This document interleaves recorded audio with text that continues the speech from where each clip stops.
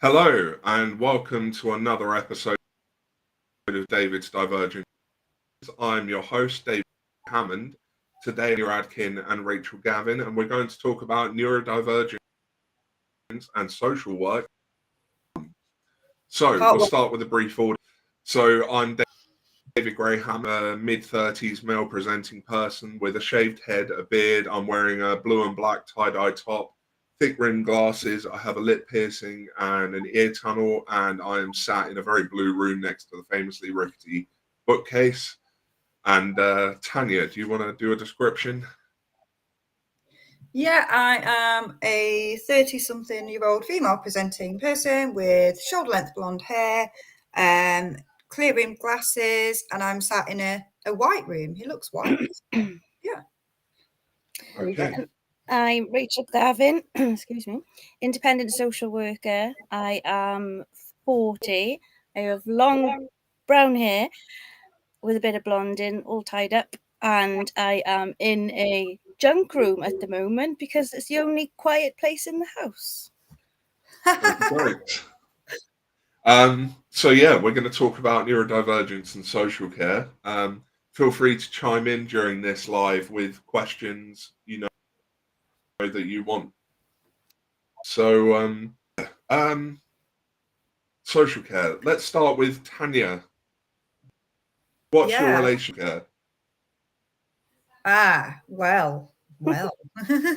So I actually started when I was like a long time ago, and I was like 19 years old in kind of what was then known as Deaf and Disabled Children's Services. So before I even knew that I was autistic or had autistic children, I was kind of in that field anyway, and then bounced around like some different kind of stuff. So obviously with the local authority, and then into mental health, then some elderly stuff, then some DV stuff, so all of that kind of stuff. But what is my relationship with social care currently? So I started, after doing an awful lot of SEND advocacy and autism stuff, kind of getting to the point where social care was the kind of missing piece of the puzzle for me, because it's like, education, okay, tick, got that. Autism stuff, oh, tick, got that. Now, when you're looking at things for kids like EHCPs, it's education, health and care, social care. And then I met our colleague, Mary Cartledge, just over 3 years ago now. And I think we've worked together since then. So me and Mary have worked together since then. And Rachel, I think it's been a couple of years for you as well, haven't you? So yeah. The three of us have just kind of like worked together, really, in social care. And mainly because we're all neurodivergent, that's what we do, because unfortunately neurodivergence is massively misunderstood, Okay. So, yeah. Rachel, do you want to... I realised that was a massive monologue that I wasn't even expecting. It just came. Do you your background, Rachel? Yeah, it's a bit of a hefty one. Okay, so I'm 40 now, so I started working in social care when I was 18. So I started as a support worker, and I was working with children and adults, and I've worked in mental health. I've worked with neurodivergent children and adults majority of my time. I've worked in learning disability services, I've worked in forensic services, and I've worked in child protection services.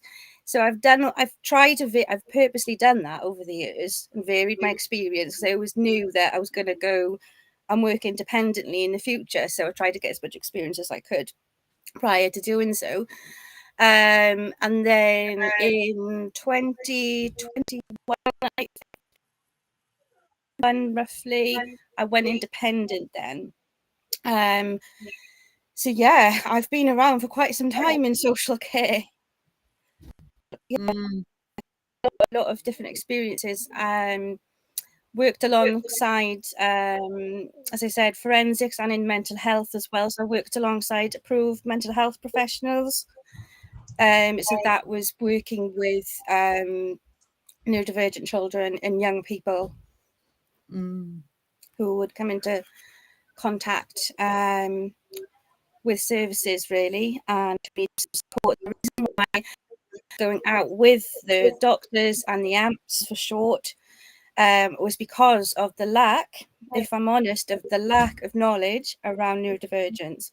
So that's why I used to go out and do a lot of assessments, because what I'd find, especially going to whether it be residential units, for want of a better word, or hospitals where someone, a young person or an adult, may be detained, I would be involved in looking at that as well, in terms of that, the environment, the issues there, because the knowledge just isn't there in mental health.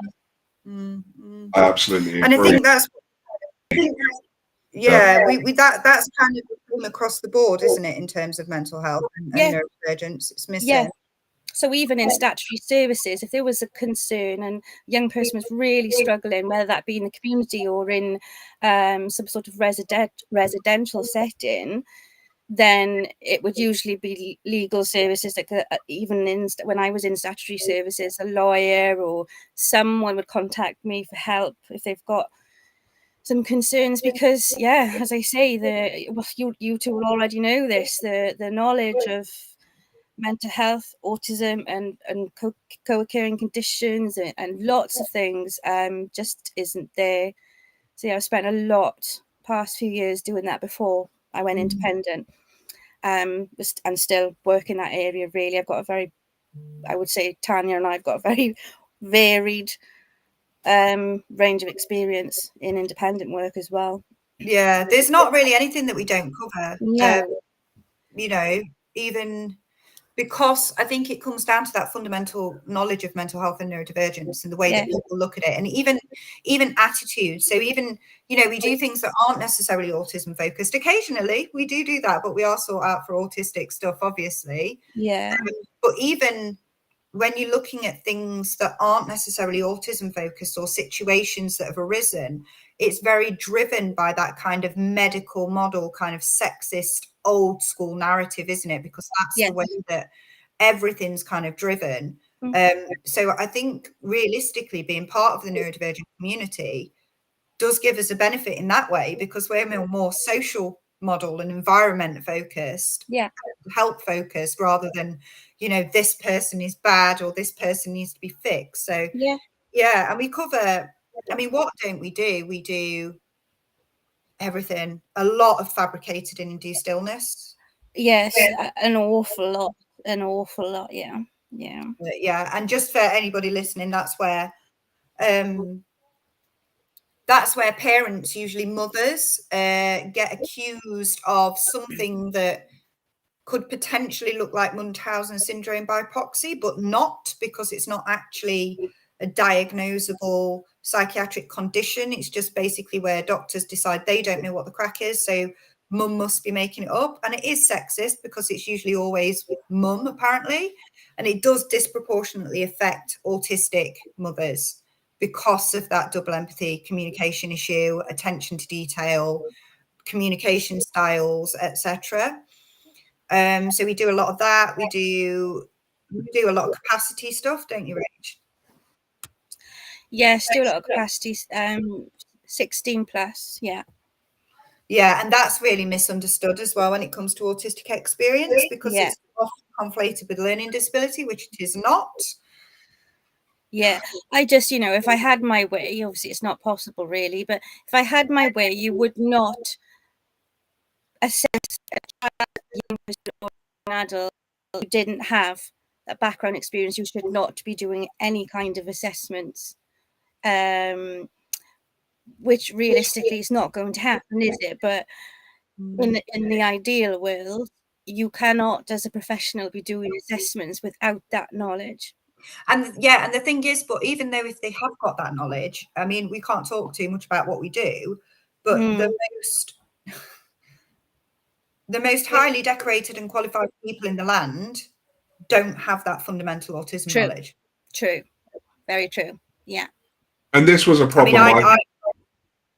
This was a problem I saw a lot myself, because obviously in my own background, my degree's in forensic science. I worked consulting way back when, working with service commissioners, representing the treatment rights of autistic and neurodivergent substance use. There was a lot of work around things like drug-related deaths and all of this. This happening.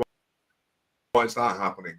They're going, well, it's this neurodivergent related thing that you know nothing about, yet somehow you're in charge of a service that largely deals with neurodivergent people. It was a real problem. An advocate, I do a lot of advocacy, especially in the mental health, although I do a fair bit regarding education.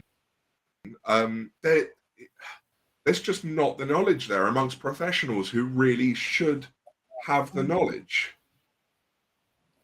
Yeah, and it is an area of interest for me, looking at competency, so professional competency. So I've had a lot of informal discussions with lots and lots of different professionals and asked about the training that's received in local authorities and the health boards.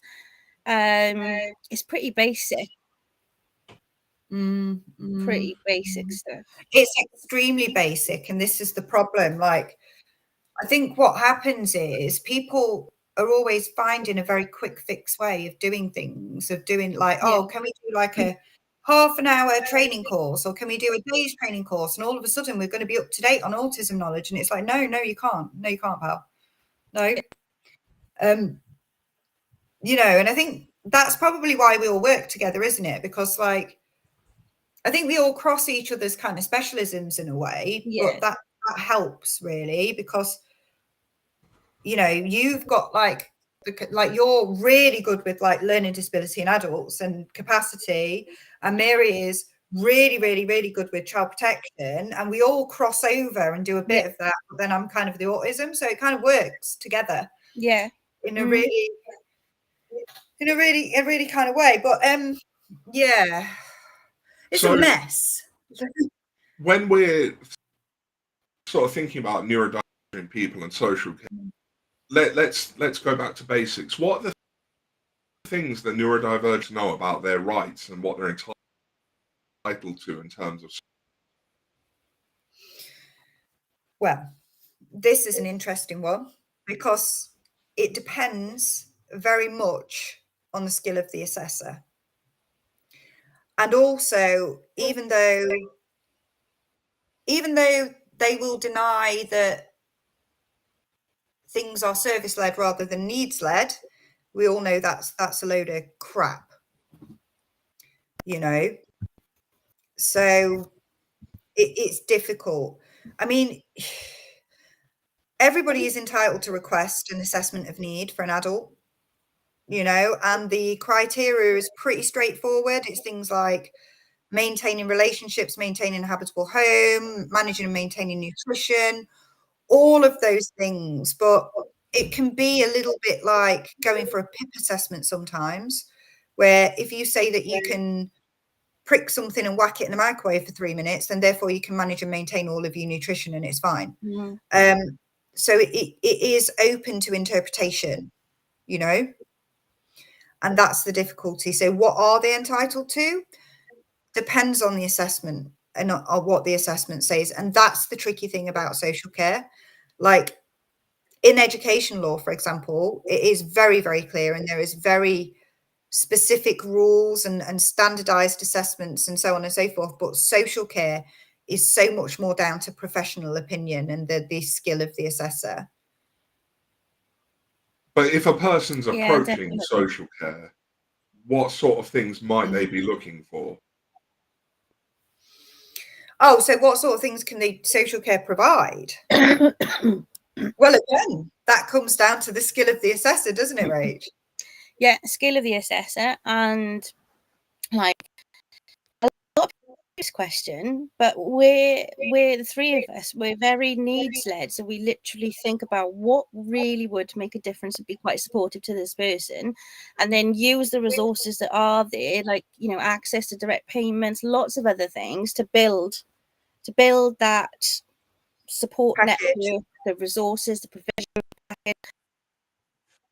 But every time someone will ask me, well, what can social services provide? It's a difficult question, because from our side of things, as in the three of us, you know, we can do spoke, because again, it comes back to skills as well, doesn't it? Competency, and you know what would be quite helpful for someone, and you discuss those with someone, but then they are they shouldn't be, but they are restricted in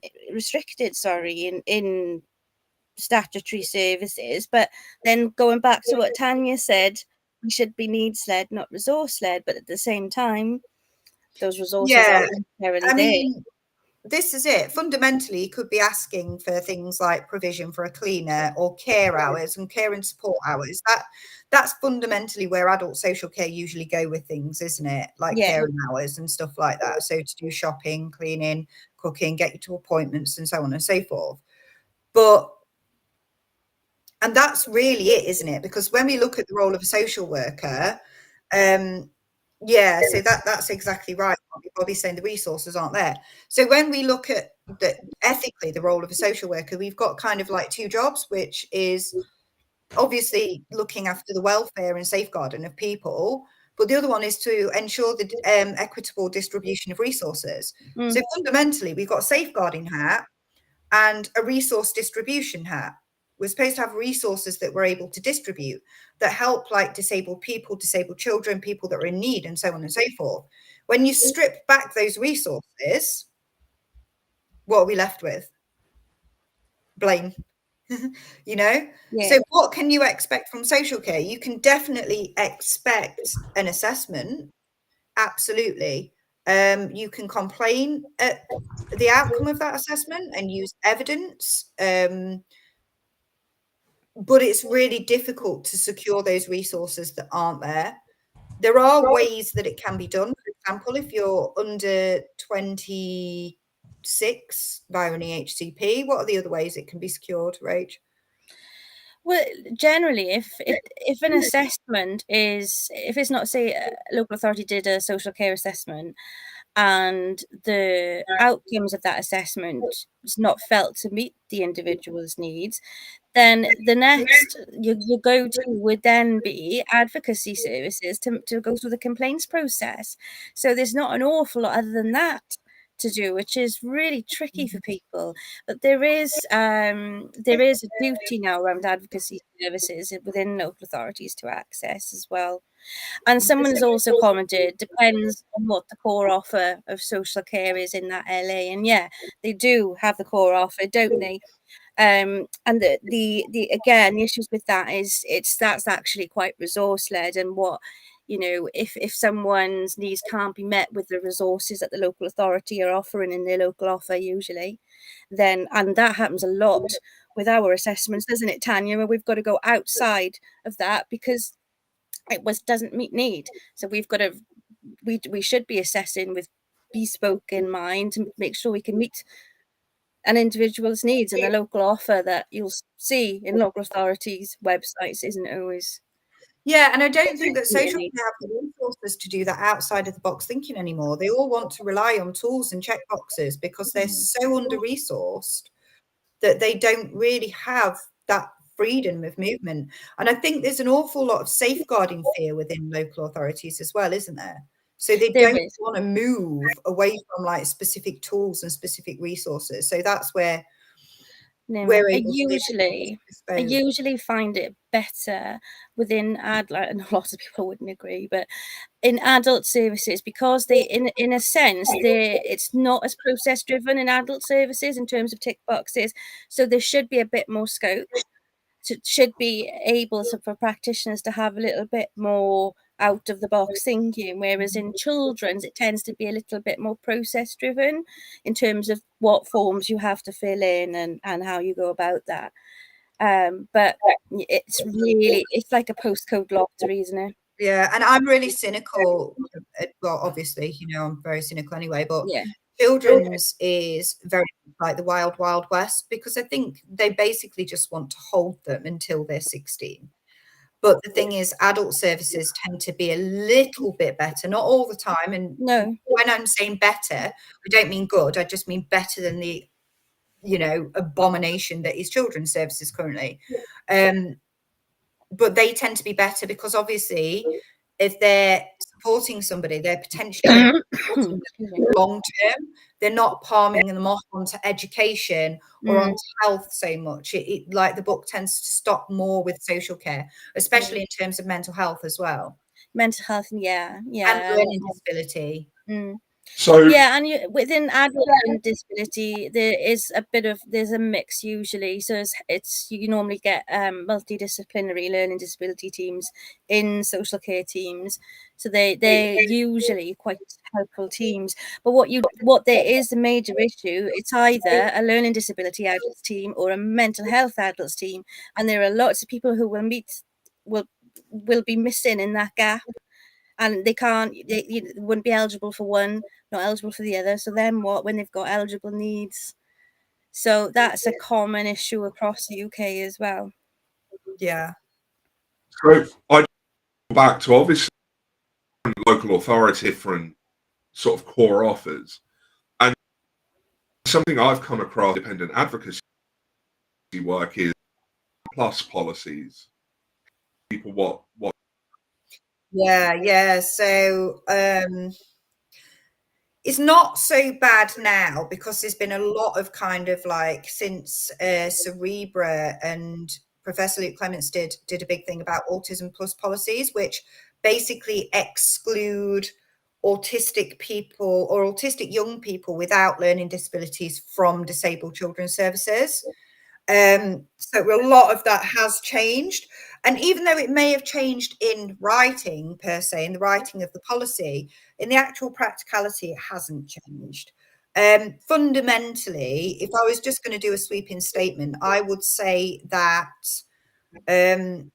we're almost, I think the lack of funding and the lack of investment in local authority services is leading to basically the disillusion of disabled children's services or any service that isn't safeguarding that, really.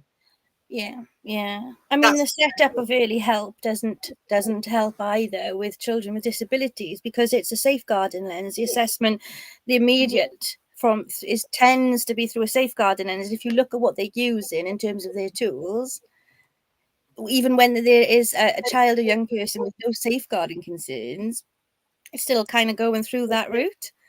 It doesn't go directly to the children's disability team or any other team really. So everything support wise, EHCP is always the best route in my opinion. Always the Yeah. best route. Yeah. And people, I just wanted to point out as well that people really misunderstand this, that people think that if something is in an EHCP and it's not in section F, then that means that it's just a recommendation and local authorities don't have to adhere to it.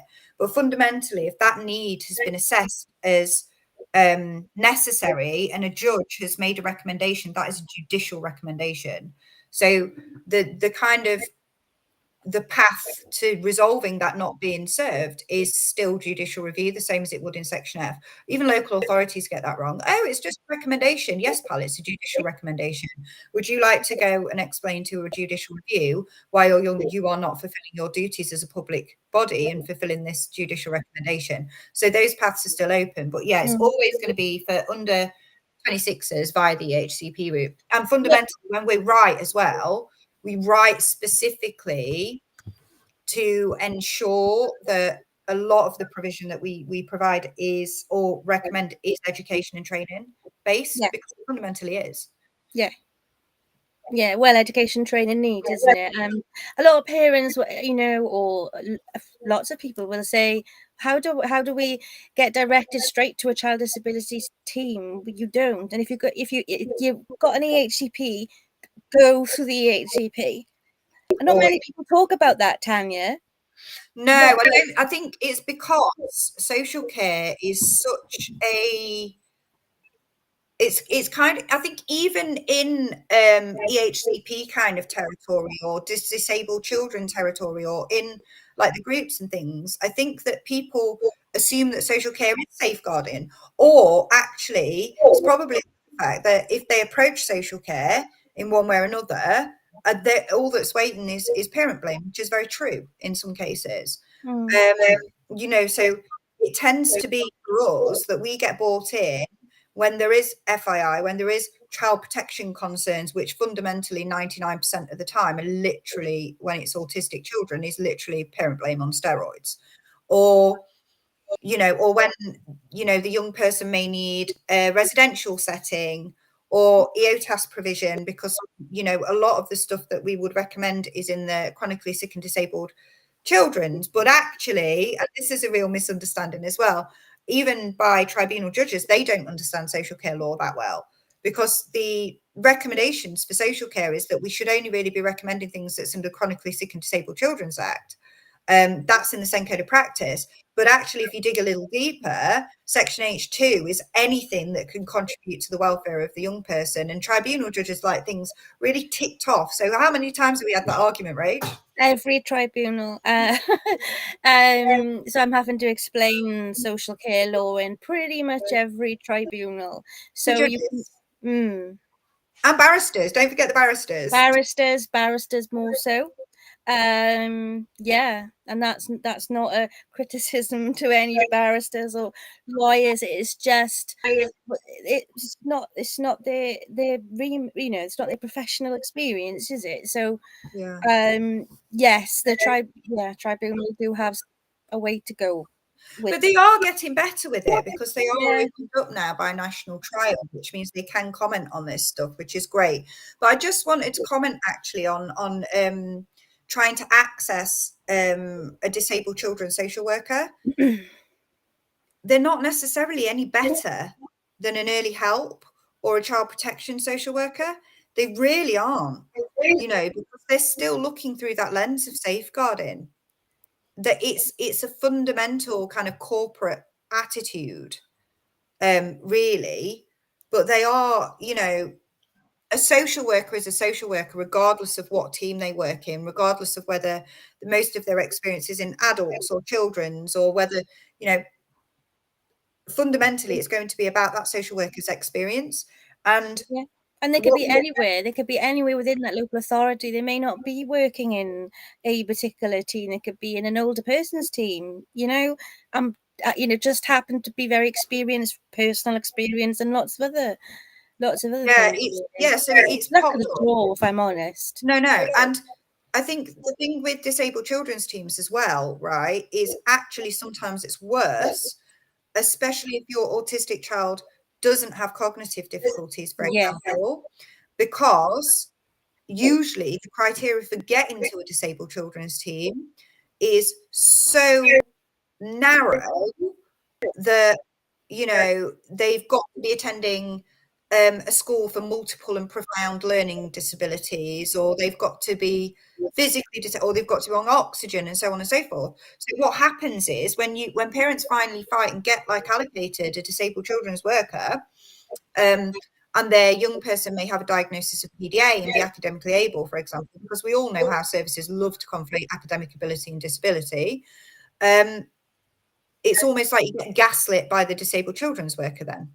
Like you're taking space from somebody who is more visibly disabled, or things like that. So it's not necessarily better to have a disabled children's social worker at all. I'd say fundamentally it's sometimes worse, because there's a bigger issue as well in terms of directors and those higher up, because I've looked at a lot of eligibility criteria for children with disabilities teams, and they're actually unlawful. And I'm thinking, you've got legal teams within the local authorities, and if anyone was to take that forward, considering a legal team are there to protect the local authority, I'm quite surprised that these criteria are there. Yeah, but Rachel, we all know about local authority legal teams, don't we? We do. They're not very disclaimer, not all local teams. If I might circle back for a minute, because some people might not know, Tanya and I have in the Creating Autistic Suffering series, we talk a lot about parent blame, actually, don't we? I feel like it comes up a lot in our writing. Yeah. And things that's really important to note here is that when you've got neuro who need support from social care, you often have the parents who are in the caring position neurodivergent. They don't necessarily know they're neurodivergent, but let's be honest, neurodivergent children come from somewhere, and it's not from outer space. place. You've got neurodivergent, really know they're neurodivergent. They're probably entitled to a carer's assessment or something. But again, like they don't know, or it's just never done, or they've had one and been told they're not allowed any support. And I wondered if we could talk a bit about what is a carer's assessment actually supposed to do as someone in a care. Hold my beer. I love that saying, hold my beer.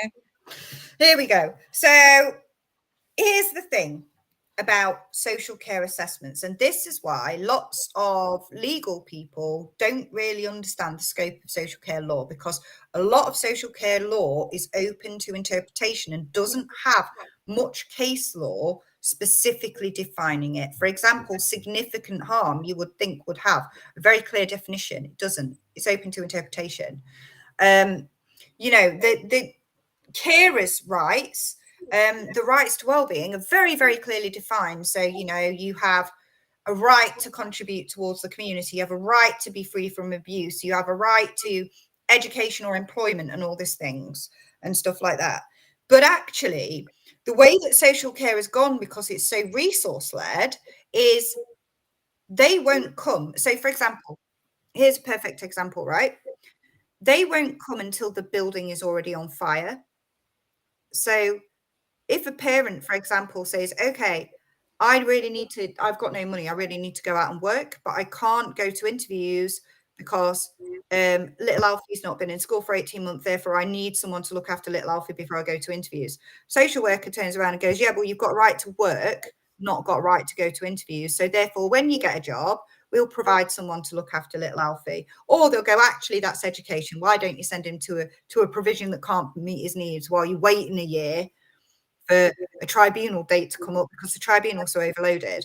They will do things like when, I don't know, somebody's got challenging behavior, and that's a whole other rant that we won't go on right now, but I've written about this extensively. They will say, oh, have a parenting course, or mum's not coping, or it's mum's anxiety. It's always mum as well, isn't it? Yeah. As if dad just sits there and does nothing. There is always a way to not give the resources that aren't available. And actually, what the local authorities do with their local offers is they're really, really good at milking free stuff and making it seem like they're providing support. Like, for example, I know that there is one particular local authority that both me and Rachel are fully aware of that love an FII accusation without calling it FII. The list as a provision for a parent that is apparently not coping on child protection with their mental health, because it's always conceptualized as that, a free Facebook group for support. That's their provision for mental health support. In the carers assessment. Yeah. So the funny thing is,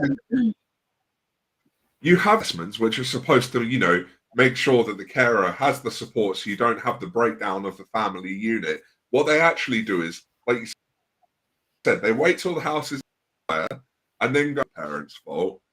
So say it was say a child had an assessment for social care needs, the carer has equally the same rights as the child for the assessment in their own right in law. That's in law. But what I often I speak to lots of families who've showed me previous carers assessments, and what they often do, and you may find the same, Tanya, they're just a description of the carer's life and how they're feeling at the moment, but there's never any provision in it, or very rare I'll see an actual. Yeah, and you can go through the process again. You can go through the complaints process again. Yeah. But the thing is, complaints trigger off parent blame and fear. They do.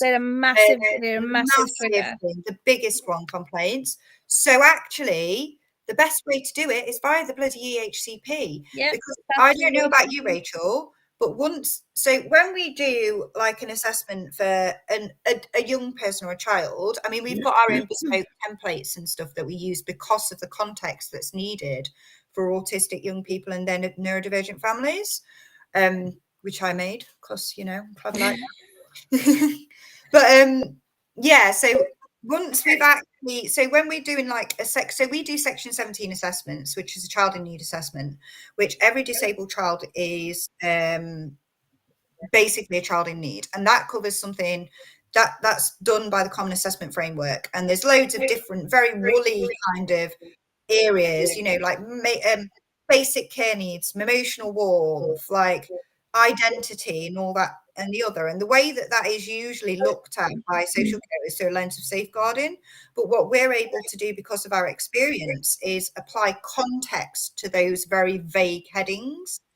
So what we tend to find is that, and under section 17 as well, we would also look at the parenting capacity. Now, parenting capacity, when it's read by a typical safeguarding social worker, would be your capacity to parent a child effectively would be safeguarding. But actually in that section, what we end up writing more often than not is, hang on a minute, little Johnny's got full-time one-to-one in a special school to keep him safe, but you're expecting mum to deal with 3 kids in a family home, which is not specifically safety oriented, and then blaming her when they have accidents. So that's, you know, we can't grow an extra 2 pair of hands. So that is bringing that context in. And what we usually do as well is section 17 can cover some of the parent care needs, but I would never, I very rarely assess parent care needs per se, because actually, if all the needs are met, the social care needs of the young person by and the educational needs of the young person are met in a proper EHCP, parent care needs will reduce exponentially. Yeah. I realised I am monologuing like hell tonight. Sorry. That's fine. David's divergent. Neurodivergent. Yeah, so you interlinking set of assessments and laws and everything. And I think the problem is, you know, you might have one area where they sort of follow things, and then another area where people don't even know they're entitled to something. Because of these disparities, the interlinking nature doesn't quite marry up, does it? So like you said, if child's needs are met in the EHCP, are going to exponentially increase because life is going to be. But then you have this extra complicated thing where you look at things like services. If you're EHCP, then you've gone through a traumatic experience in school, because let's face it, the education system is horrible when you're neurodivergent. Yeah. Support, but there's not really any. Don't do anything useful. You know, we can and do comment on that.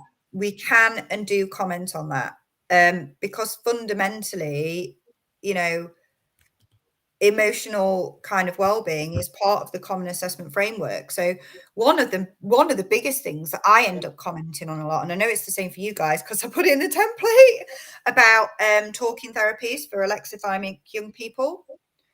So we tend to recommend, well, it depends on the individual case, obviously, but by the time we get to young people or even adults, fundamentally they are highly traumatized, highly alexithymic, and really struggling with interoceptive issues, and then they're pushed into talking therapies and then wondering why things are getting worse and not better. So we talk a lot about that, and therapies that are based around doing. We talk about the need for actually making sure that the environment is fine and that the sensory needs are met before we even think about therapy, because actually that does improve mental health massively. We always recommend specifically autistic mentoring rather than mental health, but because the reason is CAMHS kills kids. Written about that. Have. So I feel like if I was recommending any kind of specific mental health provision for an autistic young person, I'm potentially putting them in harm's way. I think if we're honest as well, Tanya, we are at the moment doing a lot more direct work following the assessments, because David, we're not able to use CAMHS at the moment. we're having difficulties with CAMS because some of the provisions there that aren't appropriate, and any other services at the moment. I mean, it's really quite a massive issue. So Tanya and I are finding that we are doing a lot more direct work with families, aren't we? Which is you know, it's difficult because in a way because we can't meet everyone's needs long term. You know, we need provisions in the communities. Yeah, so we do end up doing that quite a bit, and we try not to case hold because we fundamentally just don't have time. But there are cases that are called complex. So that's what you call me, isn't it, David? Like a complex presentation specialist. But I don't. We don't. When you know what else to call you. Yeah, so it's always complex. I think one of the problems, though, and the reason why someone might call you a complex presentation specialist is because there is a huge sort of neuronormativity problem in mental health education. Like you were saying, you know, for example, a lot of provision is neurodivergent people because it assumes that we all have this particular way of thinking, feeling, behaving, and we don't.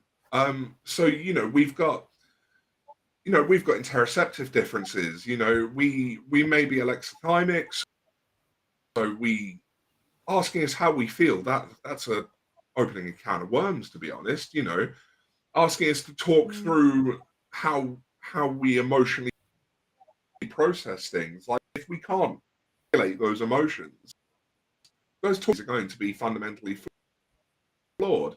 And it all together to create that minority stress, doesn't it? Because you've got that, you know, you've got the social care world, which, like you said, is down to the skill of the assessor. If the assessor knows anything about neurodivergence, you're not going to get anything useful from it. You've got the world of mental health, which is, well, basically inaccessible at this point. I know we were talking before, but when it comes to children, education seems to be at the root of just about everything that goes on with neurodivergent kids. You know, you can normally trace it back to a really horrible school placement. You know, and this, it sounds a lot of this could be fixed by more neurodivergent competent, but there's a lot of work that isn't there. Well, yeah, and this is the thing. There is no one size. I mean, Autism 101 that I do, I think that the shortest amount of time I managed to deliver it in is probably 3.5 hours. And that's just touching on things. And that doesn't guarantee that the person attending that training is going to be competent after those does it. Oh God, no. I mean, how long have we worked together now, Rach? And you even still say, like, Jesus Christ, I still didn't know that, you know? About 2.5 years. And then working with neurodivergent children and young people for like over 20 years. And still learning every day. Yeah. Yeah, and that's why it's important. So, and it's like, what is competence? Like, how competent should somebody be? Like, where is that level of competence? Because ideally, I would love everybody to know what I know, but I find it difficult because a lot of people ask me this, well, what would it look like? And I'm thinking, oh my goodness, how do you give years and years of experience? How on earth do you do that? I mean, I know we do a lot of mentoring with professionals sometimes, don't we? So quite an in-depth we need new training programs, more in-depth, but with some mentoring in there as well. I think that theory to practice element. So it's we miss some of those elements, if you know what I mean. It's I feel like it's not there at the moment because, like I said earlier on, I ask a lot of local authority staff and health staff, show me your training, show me what training you've all done, so I can understand why there's such an issue. And it's basic, but just going on a training course for 3 days, if you're lucky, because sometimes it tends to be just a few hours. Even that, you could go on a week, I think, Tanya, and you wouldn't have the competency, would you? It's really tough to think, well, how would that work better? This was brought up in the, I think it was either the Spectrum of Opportunities or Spectrum of Possibilities government research that they did into social care and autism. It was primarily focused on children, but actually what they were saying is that when they had specialist social workers. Oh yeah, that's a good point. Yeah. Literally specialist, because isn't there are, well, one specialist team in the UK, social work team, is it one? I think it's Barnet have got a specialist one, haven't they? Maybe? I'm not sure where it is, so that we'd like to find out a bit more about that. Yeah, I know it's in London somewhere that they've got like a specialist neurodivergence team. But again, like being specialist, how many clinical psychologists have you met that haven't got a bloody clue what they're talking about? Oh, and this is another thing. What someone's just commented. What teachers get half-day training? And a lot of teachers have told me that. Yeah, That's really concerning. Can you remember when we had the student? Yes, student teacher. Yeah. I basically just mind blown for 3 weeks. I basically just monologued at her for about 4 hours, and she was like completely mind blown, wasn't she? It's just it's not there, you know. They're still thinking that autistic people can't be autistic if they make eye contact or they have like a decent IQ. Or I still see that. I can't even read it without going, oh, no. Oh, what's the other one? Oh, so yeah. Sorry, go on. No, I was going to say about how you use mentoring. You know, you recommend mentoring by an autistic person more than you would do, traditional health support. And I wanted to comment from Simon Hodgson that says talking to someone helps me understand, contextualize a situation. And I know for me as a mentor, that when I do my mentoring work, that's a lot of what I do. And I was wondering if you could talk a bit about where mentoring this social care world, because social care is ultimately trying to lessons well-being. So, when might you be recommending a mentor? Well, for a start, when we get to adults and young people, the world, we forget that, like, we are incredibly privileged to be part of this, like, kind of wonderful community, online community of autistic people that has pretty neutral understanding of what autistic experience is. It's pretty neutral. I mean, everybody is like, oh no, the neurodiversity movement is so positive and it's ignoring all the negatives. It's really not. It's just neutral. And when you look at something that's neutral and then accuse it of being positive, well, that's the shitty starting point that we were at. So, when we get to people, they've usually got a pretty hefty case of internalized ableism because of what the environment that they've been in has kind of done to them, or they don't fully understand. They may know that they're autistic and they're different, but they've no idea what that means. Again, we've got double empathy. So I said, it helps him to contextualize his emotions and stuff. Well, if you're talking to Mr. Neuronormative ableist person that doesn't share your neurology, chances are it's not going to help you contextualize your emotions at all. It's just going to make you sit there confused, wondering what the bloody hell he's talking about. So there's several, and also just being kind of like, I don't want to say role model because that's a pretty crappy thing to say, but that there are autistic adults and older autistic people that did survive it as well. Because I think when,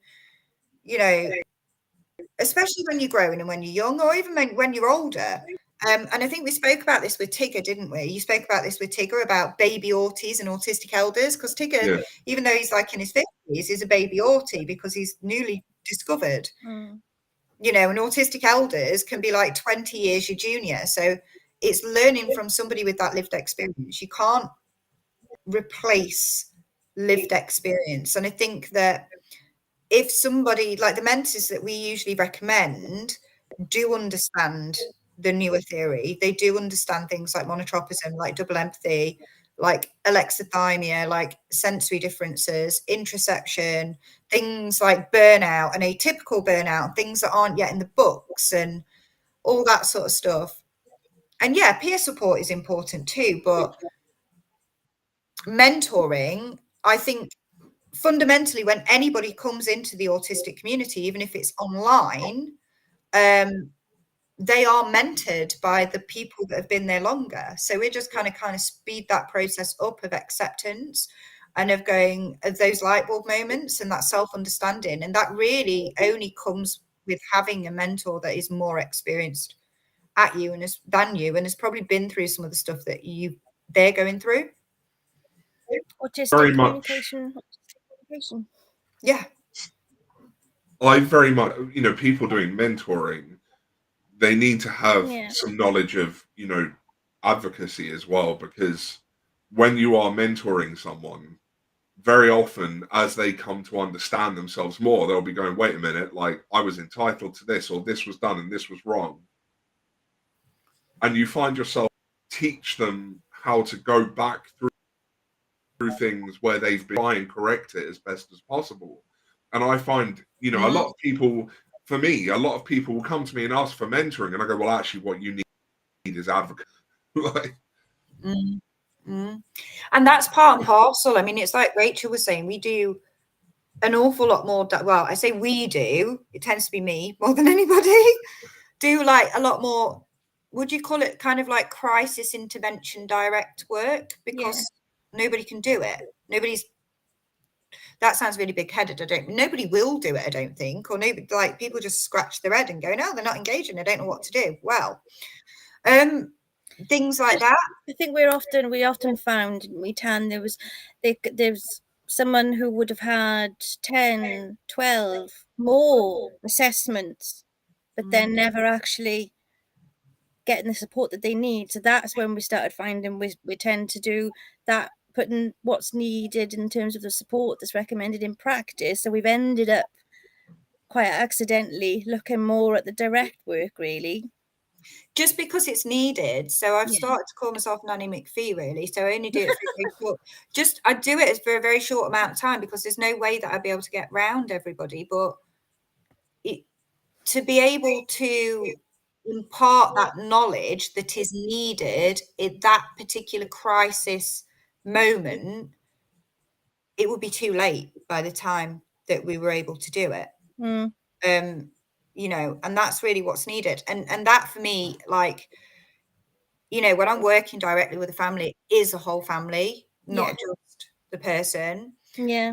The whole I think someone's just mentioned that in the comments about that she realized how much mentoring would help her as well.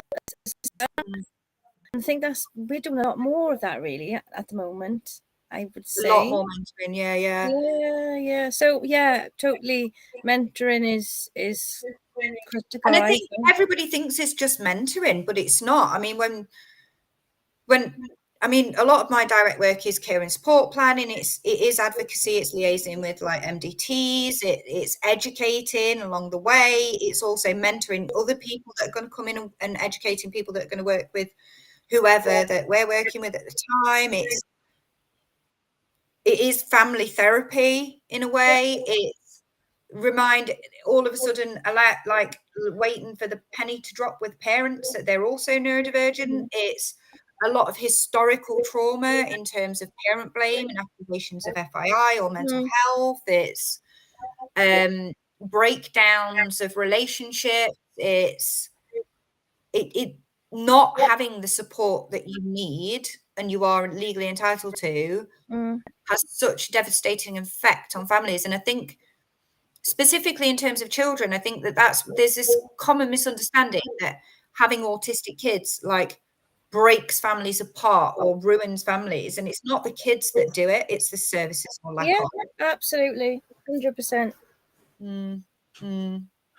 I think also, you know, sorry, carry on.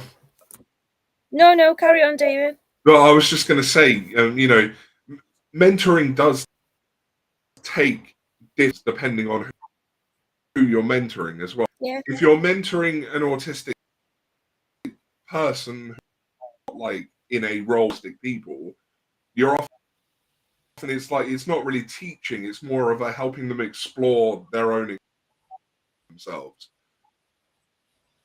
And, you know, you can have that advocacy element as they learn more and start to realize where the world has done them wrong. But I find when you're working with sort of an autism professional, I hate that term, often it is... I know, yeah, we're all autism professionals, the irony. But it's more of a teaching experience when you're working with those kinds of professionals, because so often they'll come to you to an autism awareness. You just won't know it. Right, okay, here are the... and they're going to take you a long time to learn.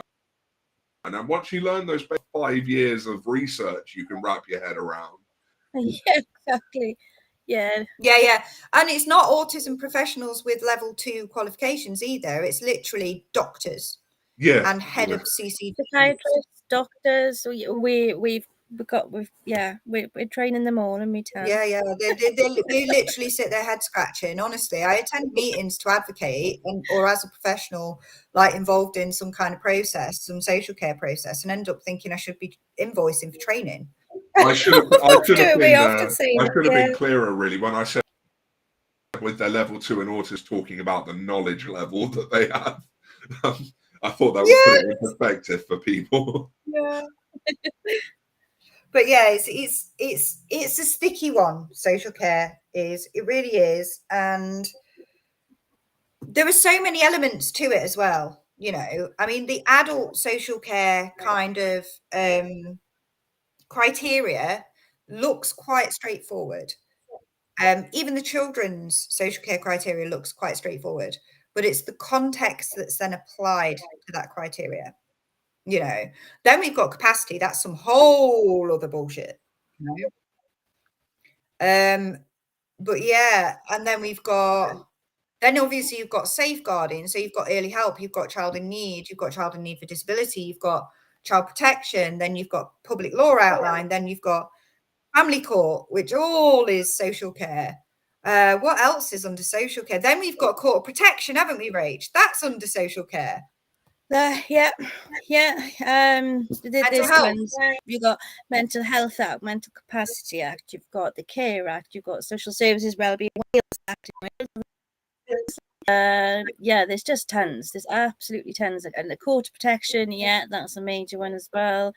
You've got deprivation of liberty safeguards, which is soon move into liberty protection safeguards. There's a lot. There's a lot under social care. Yeah. Just to put it in perspective as well, like my training is as an independent mental health advocate. I know the Mental Health Act pretty well, and I still have to go away and look things up. Impossible, like just that part, the Mental Health Act. It's impossible to memorize everything you need to know. My computer's full of things like the code of practice, all sorts, you know, there's just so much that you have to know just for that one bit. So when you add all these different parts together, you know, Mental Capacity Act, the way the Court of Protection works, like there are so many social care. Yeah, and that's another issue as well. Got to have that experience together. So how the Mental Capacity Act and how the Mental Health Act work together, and you've got to know all of that if you're going to be a safe Yeah. And here's the thing, like no one person can know all of those things, and that's why people end up kind of like inadvertently specializing. So like Rachel is mental health, learning disability and mental capacity stuff and Mental Health Act stuff, aren't you? Like that is your kind of bread and butter. Protection, a lot of that, so even though like obviously she does like children's and adults and all the other stuff, like that's kind of her specialism. So 16 plus basically 16 plus, so we all end up specializing in different areas, and that's why it's important to work together. My favorite part, children under 16 as well. My favorite part of the Mental Health Act, of course, is that you have, you know, the sections and everything. Then you got the code. And I was, you know, live, you know, 93% of under 18s in inpatient treatment are autistic. Yet if you read the specifically says it's rarely helpful or suitable for autistic people. So there's some of the material that's out there, it doesn't even necessarily get followed. So you're there like trying to say, well, this is what it is. And they're like, but we're still one to be aware of as well on that note, David, for everyone listening, is the health bill, which is in draft at the moment. That's going to look at things very differently in terms of autistic people accessing mental health services in inpatient settings. So that draft was drafted in June 2022. So if you have a look at that, so it's a draft mental health bill, and you'll see a lot of different community within that draft, and it's just going through Parliament. So I'm expecting that to hopefully be achieved and concluded probably by 2025. I've had a brief look in the draft, and I know there's talk about, basically making it so that autistic people are less easily placed into inpatient settings. I feel like that could be a double-edged sword. If you look at the original, so that the criteria, the mental disorder is the criteria, isn't it, with the risk to others, risk to yourself. It's not that different, really, in the draft, or would you disagree, Dave? It's not usually different, but they do keep what I read in that for the purposes of this be classed as mental, but I don't know, I need to read more on this, I think, before I can fully comment on it. It's always alarming change, because you never know what direction it's going to go in. As the massively practical person who loves the theory, policy, law into practice, I just want to ask a really obvious question. Because we have no educational facilities, and because we have no specialist school placements, and because we have no social care, so they're all right saying it's going to be harder to detain autistic people, but where the fuck are they going to put the ones that are detained now? There's some information in the report on that as well. So anyone detained under the previous, well, it's still in place now, but the Mental Health Act, they'd have a statutory right to request some advanced choice document is drawn up. So the same as David, needs to read a little bit more into it, really. But the main changes are, I'm thinking back now, autism and learning disabilities in the draft. Or learning disability would not be considered to be conditions for which a person could be subject to compulsory treatment under Section 3. So I believe they also said that they can only be put under Section 2 if there is a co-occurring disorder that would class as mental illness. I'm trying to remember what I read. A new definition, isn't it, of appropriate medical treatment is the new definition. Yeah. But it's kind of similar anyway to the current criteria, because they'll take that out. But if the criteria is looking at if that person's a risk to themselves or others, then an AMP's going to be looking still at the same thing, aren't they? It's not really that different. Yeah, but how much autism and co-occurring diagnoses of personality disorder is going to go up off the back of this? Because they'll just look for an excuse to, and personality disorder is the easiest one to give, isn't it? In fact, it could probably de-diagnose autism. That's already happening. Personality disorder is one of the major cohort of people who end up in facilities. So, I wonder how that. Know that there's choice documents anyway, because I know because I'm as a patient as well, and because I was in a for a time, when I came out had to fill out an advanced choice thing which specified how I wanted to be treated should this sort of thing ever happen again. Very much said I don't want to go back in an inpatient unit because I came out worse than I went in. But they're the worst environments. I wonder, part of me keeps wondering, the more I learn, how much of this sort of draft lip service that isn't dramatic of difference. I'm a bit cynical, so I have been studying it like you wouldn't believe, and it's just some of it feels just a little bit reworded to me, but not all. Regurgitating the same shit. There are some positives in it. They're concentrating more on the risk. So rather than someone's diagnosis, it seems to be concentrating more on the risk threshold of harm to self, harm to others as well. So yeah, we'll see what comes of it. So this is what does me, right? So do you know if I've got child protection hat on, right? Mm. And I'm looking at the criteria for barely good enough or significant harm. And then I'm looking through a mental health lens and I'm thinking of all the things that social care would potentially do in order to keep a family together, i.e. 24/7 reunification, you know, all of that stuff. Yeah. Why the fuck is it, and I said fug, not fuck. Oh God. Why the hell is it inpatients or half an hour meeting with the crisis team every couple of 3 days? There's no in between.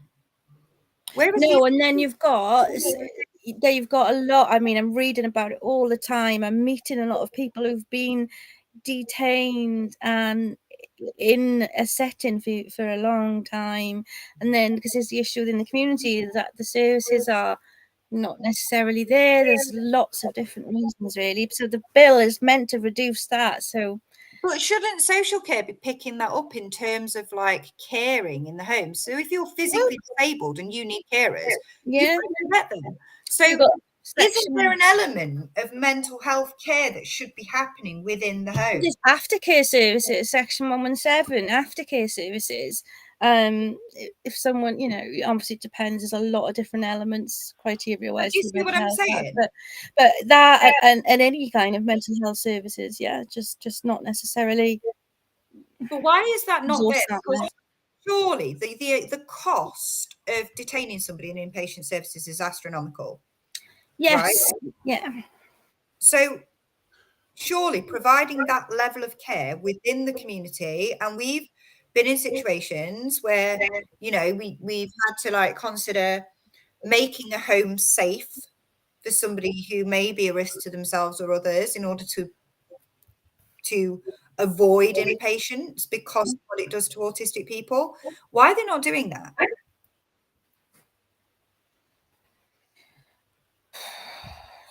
I mean, I would certainly say that, you know, when it comes to health and inpatients, there can be somewhat of the proverbial, you know, rotating door where people go in and out and in and out. And I think it comes down to the 117 aftercare, which, you know, for the purposes of the people listening, you might not know, Section 117 aftercare is what after you have been detained under Section 2 and 3.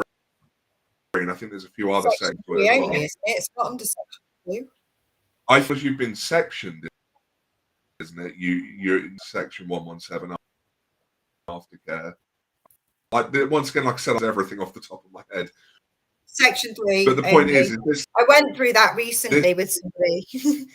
But this aftercare, it's not good. And they wonder why people go in and out of inpatient units constantly. Yeah, and they don't even answer the bloody phone at the crisis team. Crisis lines, yeah. There's one number you can guarantee no one will answer. Experience. Section 117 I find is critical. But then because it's a joint approach as well, really, from health and from health and social care. Yeah, after Section 3, yeah. Is it really a joint affair though, from health and social care? It is that it's a joint. It should be. It should be, yeah. But what does it really look like in truth? But this is the same with all services, isn't it? You know, even if we bring it back to like EHCPs, like, you know, EHCPs where the family haven't been able to fight or appeal or get independent assessments aren't worth the paper they're written on. So maybe that's the same with like health as well. Yeah. Okay, well, wrapping up soon because we've gone off on a massive. So here's a question for both of you. A question for both of you to wrap things up. Moving forward, if you could sort of change something in social care to make it better for neurodivergent, and you had to pick just like one or two things, what do you think should be the priorities to bring social care into the 21st century? Oh, one. Blow it up and start again. I would say competency, so professional competency, but that would be back to the training and mentoring. It needs an overhaul in terms of that. Yeah. I mean, just starting from, and that's still your basics, just starting from that. Yeah. I think I would have to go with the same, but I think that competence also includes things like really undoing systemic ableism. You can't be competent if you are holding on to outdated medical model, ableist kind of views. And I think that you can't get rid of that without the historical context of how that knowledge has been produced and how the misinformation about neurodivergence has been produced. And it, like, that sounds like a little bit extra. Like, do people really need to know that, or do they just need to know about it? Double empathy. I think yeah, so. actually, yeah, they do. They do. They need to know about refrigerator. I've literally just written about it, and honestly, I could have cried all the way through writing about it. I mean, I was like, you can just from reading what I've written, you can see where we are. Yeah, refrigerator mothers never stopped. No, and medical model done a lot of damage, even though like the World Health Organization recognizes the societal attitudes impact on neurodivergent people. In however many years from now, 100 years from now, we are all going to look back at times now and we're going to be mortified. Yeah, by the way that we treat specifically autistic mothers and autistic children. Yeah. It's disgusting. Well, thank you for this part one of neurodivergence and social care. I'm going to go away and brush off because I was sure that section 2 was entitled section 117, and I know I'm wrong. So yeah, in order to move on to section 3, but yeah. So I'm definitely going to go away and rebrush up on my sections of the Mental Health Act, and I hope everyone else watching has learned plenty from. So that's the entire webinar in itself. Things to look out for. Tanya and I are giving a seminar for Autistic Parents UK on the 9th of August at, is it 7 p.m. British summertime? And that's going to be on autistic. Well, it's going to be on burnout, isn't it?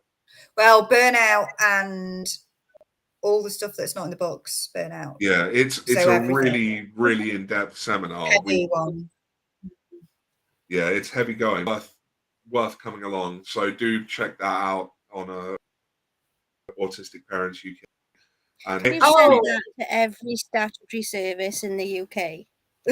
You should do it. Just send it out. Yeah. Tomorrow as well, me, Rachel, and Mary Cartledge are with the Nurture program. Jodie, is it from the Nurture program? We're doing a live Q&A, but we're doing it closed as well. So the reason we're doing it like closed in a private Zoom is because obviously social care questions is obviously quite a lot of personal stuff that comes up sometimes. So that's why we decided to do it closed. I think we're going to be doing that probably monthly or bi-monthly. So look out for that on the ND social care page. And I think you've shared it on your page as well, haven't you, David? And it's also in the Stand Support Through a Neurodivergent Lens group and on the Nurture program page if you want to join that and ask some questions.